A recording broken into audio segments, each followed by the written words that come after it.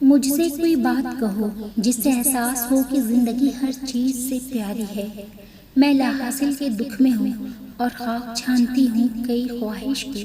مجھے بتاؤ کہ لا حاصل تکلیف وہ صحیح، مگر حاصل کی آزمائش ہر آزمائش پہ بھاری ہے۔ نصیب تو لگتا ہے دغا دے گیا ہے اور حالات مجھے بدبخت بنانے پہ ہیں کوشاں۔ مجھے بتاؤ کہ رب نور ہے ارض و سما کا، اور اس کا نور میرے نصیب پہ بھی طاری ہے۔ بڑی عام سی اور بے قیمتی سی لگتی ہے زندگی ساری خوشیاں کھونے کے بعد۔ مجھے بتاؤ کہ میری زندگی کی قیمت میری خوشیوں سے ہے زیادہ، اور زندگی غموں کے ساتھ خوشیوں کے بعد بھی تو جاری ہے۔ ہم یہ کیسے کہہ سکتے ہیں اللہ ناراض ہے ہم سے؟ اللہ سے اچھا گمان رکھیں۔ جو خطا ہوئی اس کا احساس ہو جانا بھی اللہ کے راضی ہونے کا ثبوت ہے۔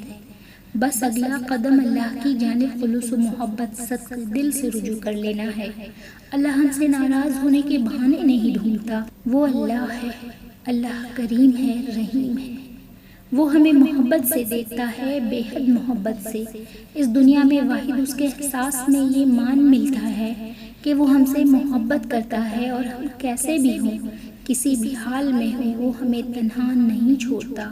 وہ تھامے ہوئے ہے، وہ تھامے رہے گا۔ بس زندگی کے تپتے صحرا میں وہ میرا مان، میرا سہارا، میرا مہربان و نخلستان ہے۔ بس اللہ پر یہی مان رکھیں، یہی جینے کی وجہ ہے اور مرنے کی آسانی۔ مشکلوں میں جینے کی سر و سامانی، باقی ہر شے کو فنا ہے۔